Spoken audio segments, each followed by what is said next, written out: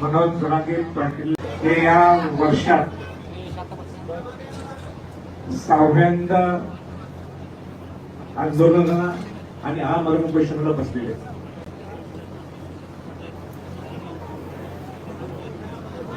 ही महाराष्ट्रातल्या इतिहासातील शर्मेची बाब आहे की एक व्यक्ती समाजाला न्याय मिळवून देण्यासाठी आपली जीवाची बाजी लावायला बसलाय आणि त्याची दखल किंबहुना त्याच्यावरचा निर्णय आजही सरकारने घेतलेला नाहीये. मी डॉक्टर्स कडनं आता सगळे रिपोर्ट घेतले.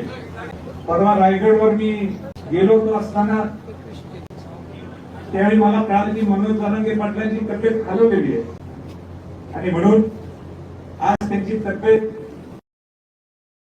पाहण्यासाठी त्यांची तब्येतीची विचारपूस करण्यासाठी नंतर शेवटी त्यांचा जीव हा तुमच्यासाठी आहे. आता जीव महत्वाचा आहे आणि म्हणून त्या छत्रपती घराण्याची एक व्यक्ती म्हणून त्या नात्याने मी आज त्यांची तब्येत पाहायला आलो. अत्यंत मला दुःखी वाटतंय, वेदना वाटत वेदना आहे की एवढी तब्येत खालावून सुद्धा आता तर त्यांनी सलाईन सुद्धा घ्यायचं बंद केलेलं आहे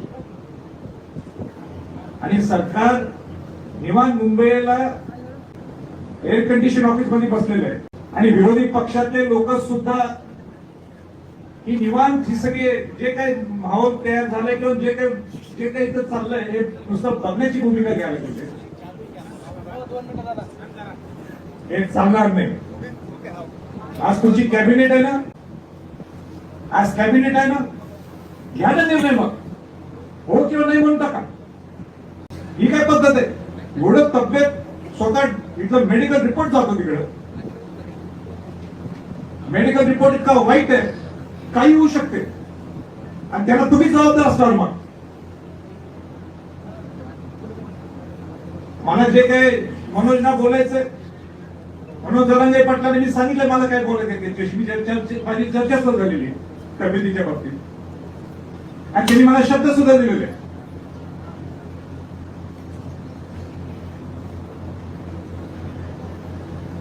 पण एक वर्षभरात ही दोघांना जबाबदार बनतो. पहिला सरकारलाच आणि दुसरा विरोधी पक्ष लोकांना सुद्धा. तुम्ही काय एकत्र येत ठरवायला सांगा, आम्ही असं पद्धतीने आरक्षण देऊ शकतो काही नाही देऊ शकत. तिकडे पलीकडे बसायचं आणि नुसतं म्हणून दादा म्हणत बसायचं, हे काय बरोबर नाहीये. म्हणजे महाराष्ट्राच्या इतिहासात एक पहिल्यांदा एवढं आंदोलन होत आहे तर कोणासाठी? स्वतःसाठी. मी मनोज जरांगेंना माझी कितीतरी वर्षापासून त्याची ओळख आहे आणि मी बघितलं की प्रामाणिक लढा असतो मनोज जरांगेंचा, प्रामाणिक लढा. आज सुद्धा याचं कारण मला माहित नाही. मी सावळेच्या 7व्यांदा त्याला भेटायला आलोय, पोलीस सुद्धा आलो होतो, आजही आलोय आणि उद्या सुद्धा येणार. हे सगळ्यांना सांगू इच्छितो, त्या सरकारला सांगू इच्छितो की ज्या राजश्री छत्रपती शाहू महाराजांनी आरक्षण दिलं होतं त्यामध्ये मराठा समाजाचा सुद्धा समावेश होता. आपण जर शिवाजी महाराजांचं, शाहू फुले आंबेडकरांचं नाव घेतो तर या मराठ्यांना सुद्धा न्याय मिळाला पाहिजे आणि म्हणून पूर्वी सुद्धा मी मनोज जरांगे पाटलांच्या बरोबर होतो, आजही आहे आणि उद्या सुद्धा ठामपणे त्यांच्या बरोबर असणार आहे. तब्येत व्यवस्थित असली तर आपण सगळ्या गोष्टी पुढे करू शकतो. आणि सरकारला माझी सूचना आहे की तुम्ही रिपोर्ट्स घ्या, मेडिकल रिपोर्ट्स घ्या. काय किडनीची फंक्शनिंग आहे देव जाणे, काय लिव्हर फंक्शनिंग आहे देव जाणे, ब्लड प्रेशर ड्रॉप झालेले आणि ह्याचा तुम्हाला जराही गांभीर्य नसेल तर उपयोग आहे तुमचा सत्तेत राहून. आणि विरोधी पक्षाच्या लोकांना सुद्धा मला हे सांगायचंय, पूर्वी वर्षभरात तुम्ही टपाटप फटाफट इथं आले, आता कुठे आहे तुम्ही सगळेजण? त्या तुमची राजकारणाची वेळ आली, विधानसभा आली, म्हणून आता मनोज जरांगे पाटील नको आहेत,